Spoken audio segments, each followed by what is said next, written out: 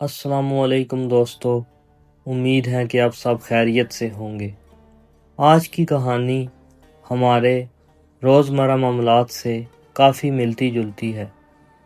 کہانی شروع کرنے سے پہلے کہانی کے کرداروں کے بارے میں بتانا بہت ضروری ہے۔ کہانی میں پہلا کردار بی اماں کا ہے، جو کہ سخت مگر باوقار ساس ہیں۔ عائشہ، صابر، نیک دل بابی۔ احمد، شوہر، ماں اور بیوی کے بیچ الجھا ہوا۔ فاطمہ، سمجھدار نند۔ ابو جان، خاموش مگر گہری نظر رکھنے والے۔ نسرین خالہ، منفی کردار، زبان کی زہریلی ساس۔ کہانی شروع کرنے سے پہلے میری تمام دوستوں سے درخواست ہے کہ چینل کو لائک، شیئر اور سبسکرائب کریں۔ اب بڑھتے ہیں کہانی کی جانب۔ تو کہانی شروع ہوتی ہے عائشہ سے، جو دعاؤں کے ساتھ ایک نئے گھر میں داخل ہوئی۔ جب وہ سسرال کی دہلیز پر قدم رکھتی ہے تو دل میں ایک ہی دعا ہوتی ہے، یا اللہ، اس گھر کو میرا بھی گھر بنا دے۔ مگر سامنے تھی بی اماں، سخت مزاج، کم بولنے والی، جن کی پہلی ہی نظر میں پرکھ شامل تھی۔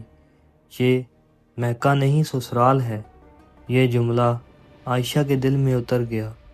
شروع کے دن آسان نہ تھے، کبھی نمک کم، کبھی دوپٹہ ٹھیک نہیں، کبھی کام کا طریقہ غلط۔ عائشہ خاموش رہتی، رات کو تنہائی میں روتی اور سجدے میں صبر مانگتی۔ صرف فاطمہ، جو کہ اس کی نند تھی، اس کا سہارا بنتی۔ ایک دن بخار میں بھی عائشہ کو کام کا کہا گیا۔ عائشہ سے پہلی بار جواب نکل گیا۔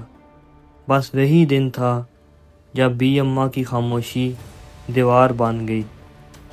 مگر پھر کہانی میں داخل ہوئی نسرین خالہ، مسکراتی ہوئی مگر دل میں زہر لیے۔ وہ بی اماں کے کانوں میں باتیں ڈالنے لگی۔ آج کل کی بہوئیں بہت چلاک ہوتی ہیں، بیٹے کو ماں سے دور کر دیتی ہیں۔ شک آہستہ آہستہ دل میں جگہ بنانے لگا۔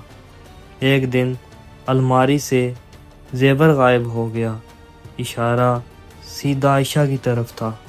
قسمیں، آنسو، وضاحت، کچھ بھی کافی نہ لگا۔ یہاں تک کہ احمد بھی خاموش رہا اور عائشہ اندر سے ٹوٹ گئی۔ مگر سچ چھپتا نہیں۔ فاطمہ نے نسرین خالہ کو زیور چھپاتے دیکھ لیا۔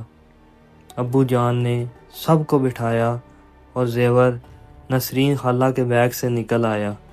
نسرین خالہ بے نقاب ہو گئی اور گھر سے چلی گئی۔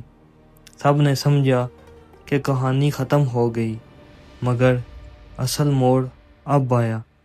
ابو جان نے کہا، میں سب جانتا تھا۔ نسرین خالہ کا مقصد صرف الزام نہیں تھا، بلکہ عائشہ کو اس گھر سے نکالنا تھا، کیونکہ ابو جان نے فیصلہ کر لیا تھا کہ یہ گھر عائشہ کے نام کیا جائے گا، اس کے صبر، خدمت اور نیت کی وجہ سے۔ یہ سن کر بی اماں ٹوٹ گئی۔ میں نے اپنی ہی بیٹی جیسی بہو پر شک کیا۔ انہوں نے عائشہ کے ہاتھ پکڑ کر کہا، آج سے تم بہو نہیں، میری بیٹی ہو۔ احمد نے بھی معافی مانگی۔